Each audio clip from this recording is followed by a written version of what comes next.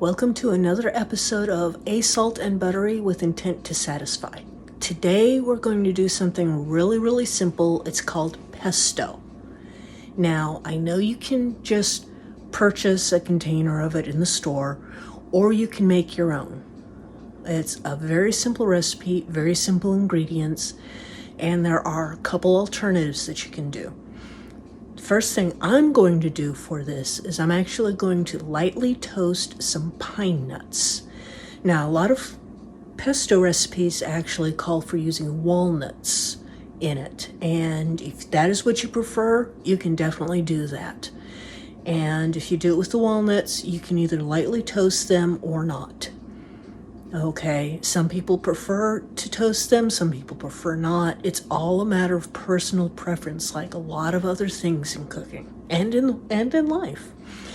Anyway, so to toast the pine nuts, what we have to do is we have to put them into the frying pan, and we don't want a really high heat for this because pine nuts can burn really easy because they're so small. Okay, now, like I said, I prefer to do it with pine nuts, but what we're aiming for is to get them to be a light golden color. Now remember, before we've even started this, we have washed our hands and we've tied our hair back, okay? Now, this is one of the few recipes that I make where it is easier if you have a special tool. And like I said, I would warn you if anything that I make requires any kind of special equipment. Well, this requires a food processor. It is physically possible to do this by hand, but the food processor does make it a lot easier, a lot more consistent. Okay, you don't really absolutely need it. You can do it by hand, but if you happen to have a food processor, it doesn't have to be a really big one. You can make smaller batches. You don't have to do the full batch. Like I've said before about some other recipes, it's all about the proportions. So I'm doing a full batch of this. And as I said, we're starting off with toasting some pine nuts. And that doesn't take long at all. It is surprisingly easy to accidentally burn the pine nuts because they are so small. And what we're doing is we're taking the pine nuts, which are almost totally white when we start off, and we're trying to get a light golden color. And you'll be able to smell it too, because the heating up releases and intensifies some of the flavor. And that's part of the reason also I like to use the pine nuts, and I like to toast them slightly. Now, as we can see here, I'm not sure how well you can see that, but if you have to expand in on it, we have some nice golden color going, okay? That means, and I can smell them, that means they are done. So we definitely want to turn off the heat and pull them off the heat, so that I don't burn them, because if I leave them in the pan now, because the pan's hot, they will burn. So I need to switch things around a little bit. Hold on just a second. Okay, now I've put the pine nuts into the food processor. Now I'm going to put the basil leaves, fresh basil leaves. Now, a full batch of this takes about 2 cups of basil leaves, okay? But there is nothing quite like a fresh pesto. I think it's to me, it's worth the effort.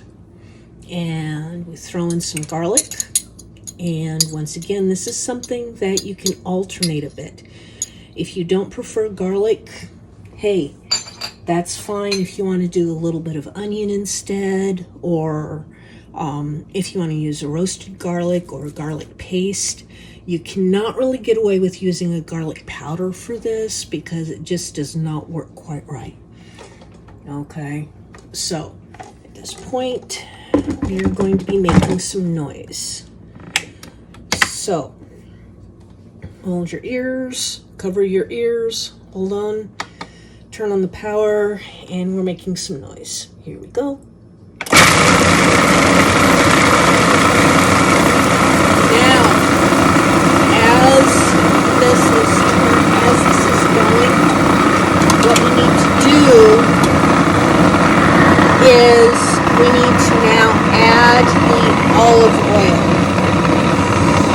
this is going. So we have the olive oil measured out. And we poured it. Now that we've done that, at this point, we can pause this. We can put the grated cheese, finely grated cheese in. Okay, we need a really finely grated cheese here. Put the cheese in. And then we hit start again and we make more noise. But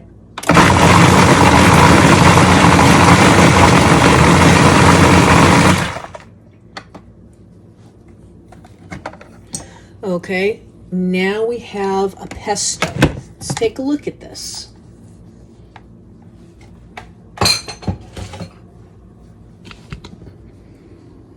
As we can see, we have the basil and the olive oil and everything all mixed up. And yes, there is the oil in it, but it's olive oil, so that's actually a pretty good oil for you. It's not like it's a really fatty beef tallow or something like that. The olive oil is, technically speaking, one of the healthier oils for you. So now that we've made the pesto, now we just need to decide what to do with it. It goes really good for a simple pasta, which is what I'm going to be doing with it. I'm going to be doing a pasta with some chicken and put this on it, and it will taste great. And if you want to, you can always throw in some more cheese. It's all a matter of preference. So give this a try. Have some fun with it. Let me know what you think. And if you come up with something really awesome, a really awesome variation for this, let me know, because I'm always on the lookout for a new recipe. So once again, this was A Salt and Buttery. We just made pesto, and have some fun with this. Thank you.